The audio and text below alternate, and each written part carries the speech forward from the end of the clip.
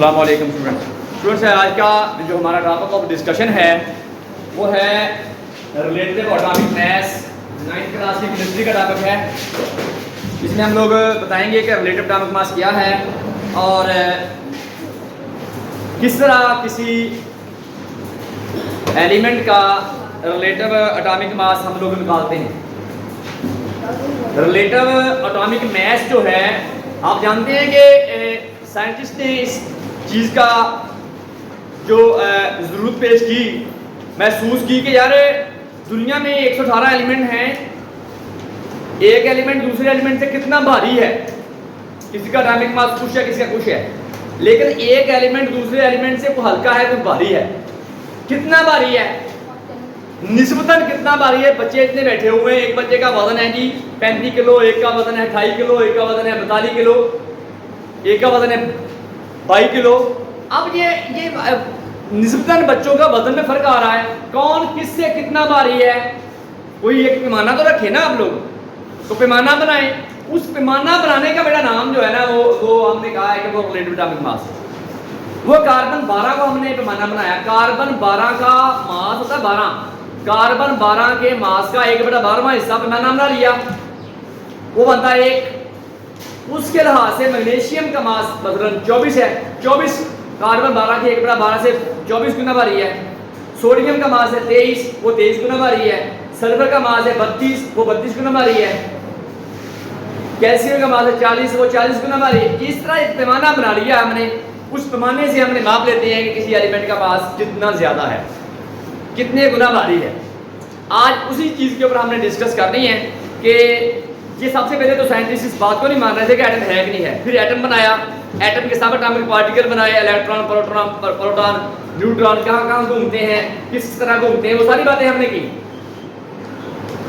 और फिर साइंटिस्ट ने इसे बात की जरूरत महसूस की कि यार मुकाबला होना चाहिए किसी एलिमेंट के मास के दरमियान कि कोई एलिमेंट का मास कितना भारी कितना हल्का है। तो ये जरूरी था कि एटम्स के रिलेटिव मासेस मालूम किए जाएं। उसको मालूम किए बगैर हम उनका मुकाबला नहीं कर सकते थे। वो मुकाबला रिलेटिवली निस्बतन उनका मास मालूम करना जरूरी था। तो हमें पता चले कि किस निस्बत से किसी रिएक्शन के अंदर कोई एलिमेंट जा रहे हैं। 1961 के अंदर कीमियादानों ने मास के एक नए पैमाने का इख्तियार, मास के एक नए पैमाने का जो इख्तियार किया, जिसकी मदद से एटम्स के तकाबली मासेस मालूम किए जा सकें। इस स्केल वजह किया था उन्होंने, पैमाना वजह किया था। एक पैमाने को 1961 के अंदर इख्तियार किया उन्होंने। 1961 के अंदर एक साइंटिस्ट ने नया पैमाना बनाया, वो रिलेटिव एटॉमिक मास है। उसकी तरफ बढ़ते हैं, वो क्या होता है। तो इस स्केल की रूह से कार्बन के हल्के आइसोटोप कार्बन 12 को मियार बनाया गया और इस एटम के मास के 12वें हिस्से को मास की इकाई करार दिया गया। और बेटा इस स्केल पर कार्बन 12 के एक एटम का मास ठीक 12 है और बाकी एटम्स के मासेस इससे मुकाबला करके हम लोग निकालते हैं। इस स्केल की मदद से रिलेटिव एटॉमिक मास की तरीफ कुछ इस तरह से होती है। किसी एलिमेंट के मास का रिलेटिव एटॉमिक मास, इसका वो मास होगा किसी एलिमेंट का, किसी अब रिलेटिव एटॉमिक मास की तरीफ ये वाली है, किसी एलिमेंट के एटम का रिलेटिव मास, वो इसका वो मास होगा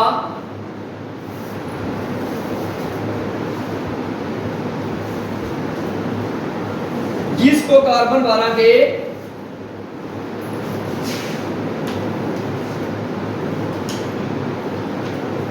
मास से मुकाबला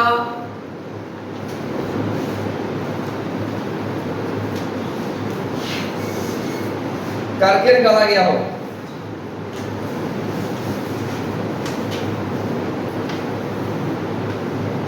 कार्बन 12 के मास से मुकाबला के बाद निकाला गया हो।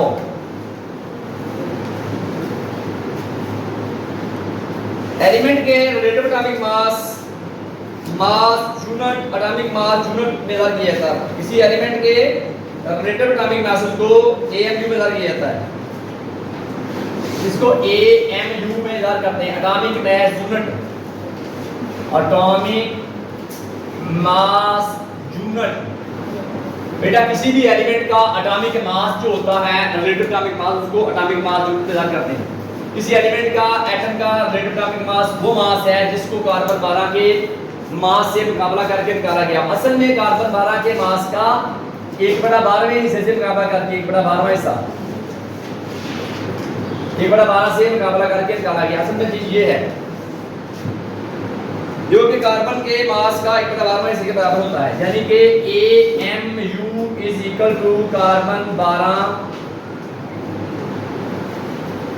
का मास ज़रबे 1/12। ये है ये असल में मास।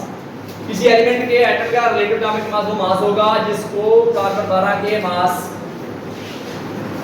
के 1/12 में से मुकाबला करके निकाला गया। असल में ये चीज आती है। अब इसको हल करते हैं हम लोग AMU में, एटॉमिक मास यूनिट में। एटॉमिक मास क्या होता है, या रिलेटिव एटॉमिक मास कह लें, बात एक ही होती है। उसको कहते हैं कार्बन 12 के मास का 1/12वां हिस्सा होता है 1 AMU। अगर हम इसको AMU को किलोग्राम में लिखें, AMU एटॉमिक मास यूनिट को अगर हम लिखें इधर 1 kg के बराबर लिखें, 1.76737 मल्टीप्लाई 10 टू पावर -727 kg। बेटा 1 AMU ये आपको ऑब्जेक्टिव में आएगा। 1 AMU कितने केजी के बराबर होगा, वो इतने केजी के बराबर होता है अगर एक एटॉमिक मास यूनिट को हम लोग केजी में इजाफा करें। हाइड्रोजन का जो मास है, हाइड्रोजन का मास जो है बेटा AMU में इजाफा करें तो बेटा बनता है 1.007 AMU। और अगर हम लोग सल्फर का मास देखें तो वो बनता है बेटा 31.31 AMU। तो इसको हम 32 बढ़ते हैं। तो रिलेटिव एटॉमिक मास जो है बेटा वो क्या है, किसी भी एलिमेंट का जो मास है उसको कार्बन 12 के 1/12वें हिस्से से मुवाजना करके हम निकालते हैं। किसी एलिमेंट का वो मास जिसको कार्बन 12 के 1/12वें हिस्से से मुवाजना करके निकाला जाए वो उसका होता है बेटा रिलेटिव एटॉमिक मास यूनिट। किसी एलिमेंट का वो मास जिसको कार्बन 12 के 1/12वें हिस्सा से मुवाजना करके निकाला जाए वो उसे बोलते हैं relative atomic mass unit. Relative atomic mass, ये इसकी तारीफ है। तो रिलेटिव एटॉमिक मास की तारीफ क्या है, इधर मैं बता रहा हूं। किसी एलिमेंट का वो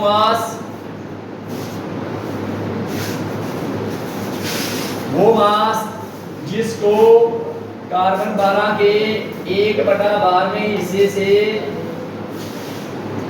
मुवाजना करके निकाला जाए, जिसको बड़ा याद करते हैं हम AMU में भी, एटॉमिक मास यूनिट भी बोल देते हैं, रिलेटिव एटॉमिक मास भी बोल देते हैं। अगर बात करूं कि यार मेरा AMU को kg में लिखना है तो 1 AMU is equal to 1.67377 multiply 10 to power 27 kg के बराबर होता है। तो बेटा ये 1 AMU इतने kg के बराबर होता है। अगर मैं एटॉमिक मास यूनिट के अंदर हाइड्रोजन का मास निकालूं तो वो होता है 1.007 AMU। अगर मैं सल्फर का मास निकालूं AMU में 1.972 AMU के बराबर होता है एक सल्फर का एटॉमिक मास यूनिट। तो बेटा ये 1961 में साइंटिस्ट को इसकी जरूरत पेश आई और उन्होंने इसको पेश किया। आगे है हमारा दूसरा टॉपिक कि सर मुख्तलिफ एलिमेंट्स का आप ये बताएं आइसोटोप की मिकदार की रूह से रिलेटिव एटॉमिक मास किस तरह मालूम करना है, उसके तरफ हम लोग बढ़ते हैं। तो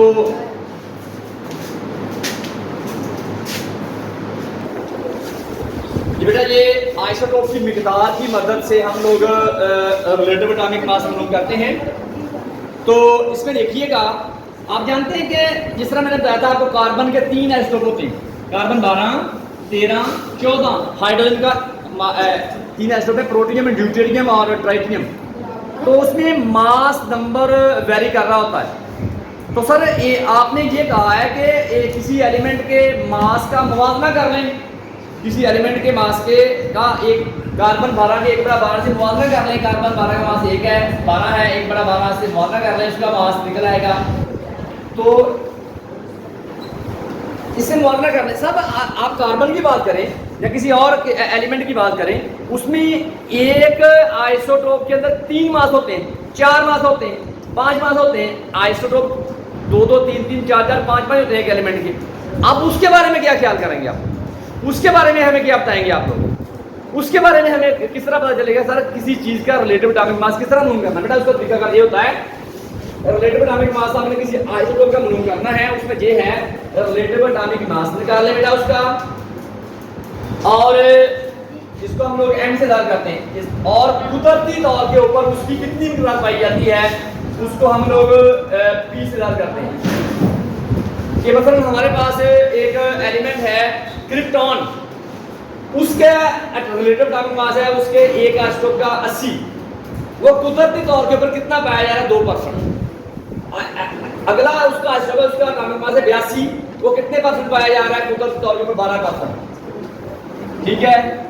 अगला मेरे पास क्रिप्टॉन का आइसोटोप है, उसका एटॉमिक मास है 83, वो कुदरती तौर के ऊपर कितना पाया जा रहा है? वो है अपना, तो बेटा ये इसका फार्मूला होता है आइसोटोप की मिकदार की मदद से रिलेटिव एटॉमिक मास निकालना। एक बंदा कहता है सर मेरे पास कोई ऐसा एलिमेंट है उसके 3 4 5 आइसोटोप है, 3 4 मास हैं, उसके बारे में मुझे बताओ ना, किसी एक का हमने मास लेना किस तरह लें? बेटा उसका फार्मूला होता है m1 p1 जमा m2 p2 जमा m3 p3 और सो ऑन जितने भी हैं। सर ये m क्या है? Relative atomic mass. Sir p क्या है? कुदरती तौर के ऊपर कोई चीज वो कितना पाया जाता है। मेरे पास क्रिप्टॉन की मिसाल उसको दी है, कहता है क्रिप्टॉन के साथ 2 4 और 5 आइसोटोप होते हैं। उसके बारे में है कि ऐसा क्रिप्टॉन का आइसोटोप जिसका मास है 80, वो कुदरती तौर के ऊपर 2% पाया जाता है। ऐसा आइसोटोप जिसका एटॉमिक मास है 82, वो कुदरती तौर के ऊपर 12% पाया जाता है। ऐसा एटॉमिक मास क्रिप्टॉन का जिसका मास है 83 को 12% पाया जाता है। ऐसा एटॉमिक मास क्रिप्टॉन का जिसका मास है 84 आइसोटोप का, वो 57% पाया जाता है। और किसी एलिमेंट का एटॉमिक मास अगर है 85 तो वो 17% पाया जाता है। आप सर बताएं इसका मुझे रिलेटिव एटॉमिक मास पहले निकाल लें। इस फार्मूले में देखें m1 p1, m1 ये है, p1 ये है, दोनों को मल्टीप्लाई कर दिया, फिर आगे प्लस की सिंबल दे दी, m2 p2, m2 ये है, p2 ये है, मल्टीप्लाई कर दिया, m3 ये है और p3 ये है, m4 ये है, p4 ये है, m5 ये है, p5 ये है। इनको मल्टीप्लाई किया, बाद में कर दिया जमा और 100 पे कर दिया डिवाइड, मेरा आंसर आया ये है जी उसका क्रिप्टॉन का मतलब वो एवरेज निकाली हमने, 3 4 5 मासेस की एक एवरेज आ गई है। अब इसका मुआवजा हम लोग करेंगे कार्बन 12 के 1 बटा 12 से, तो हमारे पास मास आ जाएगा। क्या मास आ जाएगा? AMU में आ जाएगा, रिलेटिव एटॉमिक मास हमारा आ जाएगा कि इतनी ज्यादा मासेस का सर हम लोग करने के बाद जो मास निकाला है ना वो ये है। अब करेंगे इसका मुआवजा, हमें चल जाएगा पता कि कितना उसका AMU में मास है। हमें उस बंदे ने मिसालें और भी दी हुई हैं, कहता है सर आपको हम मिसाल देते हैं कि जे लेड है उसके मेरे पास 3 आइसोटोप हैं और उसका भी निकालें जरा। मास है जी 204, 206, 207, 208। इसको आप लोग मुझे निकाल के जरा दें और इसकी मसलन मेरे पास यही फार्मूला मैं पुट करूँ, इस फार्मूले के अंदर लेड का मास मुझे दिया हुआ है बेटा, उसका मास है मेरे पास मास जो है वो है 204। ये कितने % पाया जाता है बेटा? ये 52% पाया जाता है। आगे है मेरे पास 206, ये कितने % पाया जाता है? ये 22%। आगे मेरे पास है 207, ये कितने % पाया जाता है? ये 24% पाया जाता है। आगे है मेरे पास मास लेड का 208, ये बेटा 2% पाया जाता है। इन तमाम को ज़रब दें, इसको ज़रब दें, इसको ज़रब दें, इसको ज़रब दें और डिवाइड कर दें इसको 100 पे जमा करने के बाद आपका रिलेटिव एटॉमिक मास आ जाएगा। रिलेटिव एटॉमिक मास लेड का, ये भी एक तरीका बेटा, ये आपको उसने सवाल दिया हुआ है, कहता है कि मैंने आपको m की वैल्यू भी दी हुई है, p की भी दी हुई है सवाल में, और मैंने पुट कर दी डायरेक्ट। आप इसको हल करके घर में इसका आंसर निकाल लें तो आपका आंसर इसका आ जाएगा कि लेड का रिलेटिव एटॉमिक मास क्या है और किस तरह निकालना है। ठीक है बेटा, ये था आज का अपना टॉपिक जिसमें हमने ये सारा फार्मूला डिस्कस किया। इस फार्मूले को ध्यान में रखना है और इसी के मुताबिक आपने अगली बातें करनी है। थैंक यू बेटा।